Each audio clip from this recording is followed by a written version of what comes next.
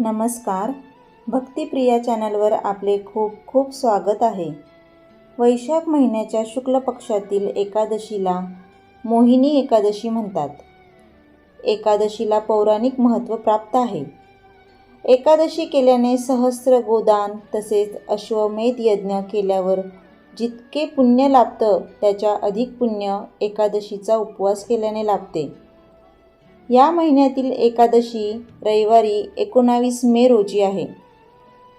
तर आजच्या व्हिडिओमध्ये आपण मोहिनी एकादशी व्रताचे महत्त्व आणि कथा जाणून घेऊया. धर्मग्रंथानुसार समुद्र मंथनावेळी जेव्हा समुद्रातून अमृत कळस बाहेर आला तेव्हा देव आणि दानवांमध्ये यावरून वाद सुरू झाला. तेव्हा सर्व देवतांनी भगवान विष्णूंकडे मदत मागितली. यावेळी राक्षसांचे लक्ष विचलित करण्यासाठी भगवान विष्णूंनी मोहिनी अवतार धारण केला. यानंतर सर्व देवतांनी अमृतपान केले आणि तृप्त झाले. या दिवशी वैशाख महिन्याची एकादशीची तिथी होती, म्हणून तिला मोहिनी एकादशी म्हणून ओळखले जाऊ लागले. या दिवशी विष्णुदेवांच्या मोहिनी अवताराची पूजा आराधना केली जाते. पौराणिक मान्यतेनुसार एकादशीच्या विविध कथा सांगितल्या आहेत. मोहिनी एकादशीची कथा श्रीकृष्णांनी युधिष्ठिराला सांगितली होती. युधिष्ठिराने देवकीनंदनास प्रश्न केला, वैशाख महिन्यातील एकादशीचे नाव काय आणि त्याची कथा काय? कृपया ही कथा सांगावी. तेव्हा श्रीकृष्णांनी सांगितले, धर्मराज, मी जी कथा सांगतो आहे ती वसिष्ठ ऋषींनी मर्यादा पुरुषोत्तम रामाला सांगितली होती. एक वेळा रामाने वसिष्ठांना प्रश्न केला, गुरुवर्य, एखादे असे व्रत सांगावे की ज्यामुळे पापमुक्ती मिळेल आणि सर्व दुःखांचा विनाश होईल. मी सीतेपासून दूर झालो त्यानंतर नेहमी दुःख निराशा जाणवते. श्रीरामांच्या या प्रश्नावर वसिष्ठ ऋषी प्रसन्न झाले आणि श्रीरामांना म्हणाले, हा उत्तम प्रश्न आहे. तुमची बुद्धी अत्यंत शुद्ध आणि पवित्र आहे. त्यांनी सांगितले की वैशाख महिन्यात येणारी एकादशीला मोहिनी एकादशी म्हणतात. ही एकादशी केल्याने सर्व पापमुक्त होतात तसेच दुःखाचा विनाश होतो. मोह माया यातून मुक्ती मिळते.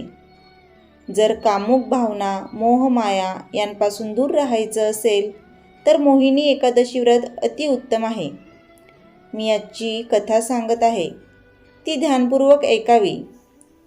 सरस्वती नदीकाठावर भद्रावती नावाच्या नगरीत द्युतिमान नावाचा चंद्रवंशी राजा राज्य करत होता. तेथे धनधान्याने संपन्न आणि पुण्यवान धनपाल नावाचा वैश्य देखील राहत होता. तो अत्यंत धर्माळू आणि विष्णुभक्त होता. त्यांच्या नगरात अनेक भोजनालये, प्याऊ, विहिरी, तलाव, धर्मशाळा निर्मित केल्या गेल्या होत्या. रस्त्यावर आंबे, जांभूळ, कडुलिंबाचे अनेक वृक्ष लावले होते. त्याचे 5 पुत्र होते, सुमना, सद्बुद्धी, मेधावी, सुकृती आणि दृष्टबुद्धी. यांपैकी 5वा पुत्र दृष्टबुद्धी महापापी होता. तो पित्याची आज्ञा मानत नसे. तो वेश्या, दुराचारी मनुष्यांच्या संगतीत जुगार खेळत असे, परस्त्रीसह भोगविलास करत असे आणि मद्यमासाचे सेवन करत असे. या प्रकारे तो चुकीच्या गोष्टींमध्ये वडिलांची संपत्ती नष्ट करीत असे. या कारणांमुळे वडिलांनी त्याला घराबाहेर काढले होते. घराबाहेर पडल्यानंतर त्याने आपले दागिने व कपडे विकायला सुरुवात केली. जेव्हा सर्व काही नष्ट झाले तेव्हा वेश्या आणि दुराचारी लोकांनी त्यांचा साथ सोडून दिला. आता तो भूक तहानमुळे अति दुःखी राहू लागला.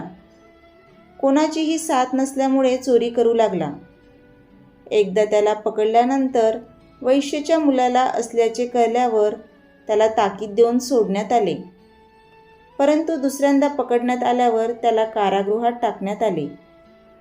तुरुंगात त्याला खूप दुःख देण्यात आले. नंतर राजाने त्याला शहर सोडण्यास सांगितले.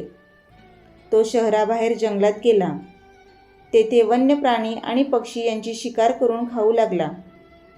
काही काळानंतर तो बहेलिया बनून गेला आणि धनुष्यबाण घेऊन त्याने प्राणी व पक्षी मारून खाण्यास सुरुवात केली.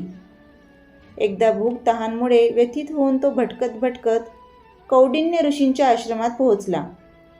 तेव्हा वैशाख महिना होता आणि ऋषी गंगास्नान करत होते. त्यांच्या भिजलेल्या कपड्यांचे काही शिंतोडे त्यावर पडल्यामुळे त्याला काही सद्बुद्धी प्राप्त झाली.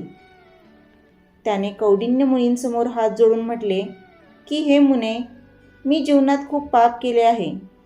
या पापांपासून मुक्तीसाठी सोपा व धनखर्च न करावा लागणारा उपाय सांगा. त्याचे वचन ऐकून मुनी प्रसन्न झाले आणि म्हणाले की तू वैशाख शुक्लच्या मोहिनी एकादशीचे व्रत कर. याने तुझे सर्व पाप नष्ट होतील. मुनींचे वचन ऐकून तो अत्यंत प्रसन्न झाला आणि त्यांनी सांगितल्याप्रमाणे विधीपूर्वक व्रत केले. या व्रताच्या प्रभावामुळे त्याचे सर्व पाप नष्ट झाले आणि शेवटी तो गरुडावर बसून विष्णू लोकात गेला. मित्रमैत्रिणींनो, आजचा व्हिडिओ तुम्हाला कसा वाटला कमेंट करून नक्की सांगा. चॅनलला सबस्क्राईब करा आणि लाईक करा. धन्यवाद.